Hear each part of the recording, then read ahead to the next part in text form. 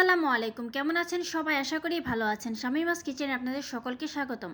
আপনারা তো অবশ্যই জানেন শামীমাস কিচেন মানে সহজ রান্নাবান্না কিন্তু খুবই মজাদার এবং টেস্টি খাবার। পেট ভরে আয়েশ করে ভাত খাওয়ার জন্য কিন্তু এইরকম একটা ভর্তাই যথেষ্ট। যারা যারা ভর্তা পছন্দ করেন তাদের জন্য এই রেসিপিটি একদম উপযোগী। কোনো রকমের কোনো প্যারা নেই, খুবই চট জলদি এই ভর্তাটা করে ফেলা যায়।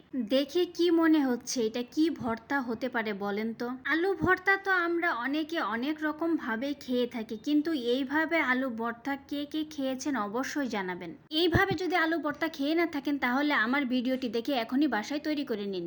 ভর্তাটি করার জন্য প্রথমে চুলায় একটা কড়াই আমি বসিয়ে দিয়েছি। এখানে আমি নিয়েছি খুবই ছোট ছোট দেশি আলু। আলুগুলোকে আমি খুব সুন্দরভাবে কয়েকবার ধুয়ে পরিষ্কার করে নিয়েছি। অবশ্যই এরকম ছোট ছোট আলুই আপনাকে নিতে হবে। আর এই ভর্তাটা কিন্তু একদম খোসা সহ হবে।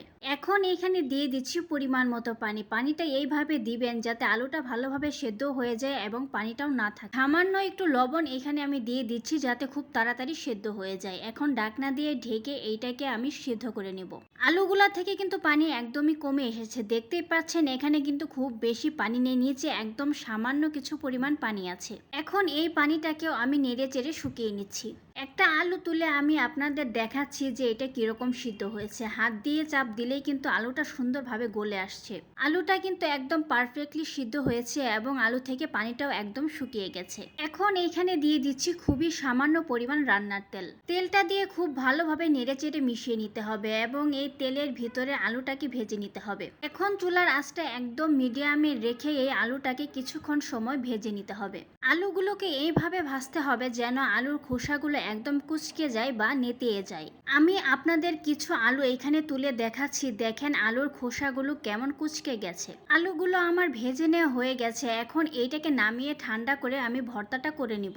ভর্তাটা করার জন্য এখানে নিয়ে নিয়েছি আমার পাথরের যে মেশিনটা আছে সেটা, মানে শিল আর পাটা। এখন এইখানে নিয়ে নিচ্ছি শুকনো মরিচ। এই ভর্তাটা অবশ্যই চেষ্টা করবেন শুকনো মরিচ দিয়েই করার জন্য।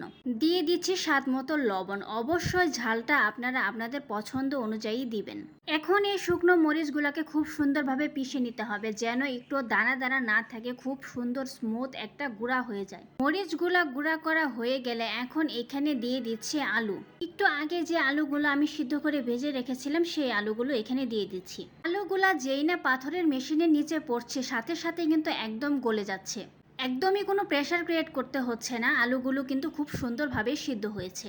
এই ভর্তাটা চাইলে কিন্তু আপনি ব্লেন্ডারেও করতে পারেন, তবে অরিজিনাল টেস্ট পাওয়ার জন্য কিন্তু শিলপাটাতে করাই ভালো। এইভাবে করে সবগুলো আলুই আমি পিষে নিব। সবগুলো আলুই কিন্তু এখানে আমার খুব সুন্দরভাবে বেটে নেওয়া হয়ে গেছে। এখন আলুগুলোকে খুব সুন্দরভাবে হাতের সাহায্যে মিশিয়ে নিচ্ছি। মেশানো হয়ে গেলে এখন এইখানে দিয়ে দিচ্ছি কুচি করে কেটে রাখা পেঁয়াজ। পেঁয়াজটাকে হালকাভাবে একটু কচলিয়ে আলুর সাথে মিশিয়ে নিচ্ছি। মিশিয়ে নিয়ে এখন এইখানে দিয়ে দিচ্ছি পরিমাণ মতো সরিষার তেল। তেলটা দেওয়া হয়ে গেলে এটাকে খুব সুন্দরভাবে হাতের সাহায্যে মিশিয়ে নিতে হবে। ব্যাস, আর কোনো কাজ নেই। ভালোভাবে মেশানো হয়ে গেলে ভর্তাটা একদম রেডি। এখন এটাকে আমি আপনাদের সার্ভ করে দেখাচ্ছি। তৈরি হয়ে গেল খুবই মজাদার আয়েশ করে পেট ভরে ভাত খাওয়ার মতো খোসা সহ একটা আলু ভর্তা। ভাতের প্লেটে যদি এমন একটি ভর্তা থাকে তাহলে তো আর কথাই নেই। আপনি এই একটা ভর্তা দিয়েই কিন্তু পেট ভরে ভাত খেয়ে ফেলতে পারবেন।